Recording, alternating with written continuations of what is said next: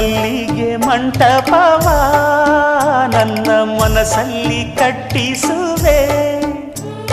ಅಂದದ ಸಿರಿದೇವಿಯ ಅಲ್ಲಿ ಬಚ್ಚಿಟ್ಟು ಪೂಜಿಸುವೆ.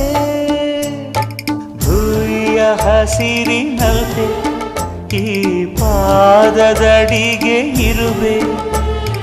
ಮಳೆಯ ಮೋಡದಂತೆ ಆ ಸುಡುವ ಬಿಸಿಲ ತಡೆವೆ.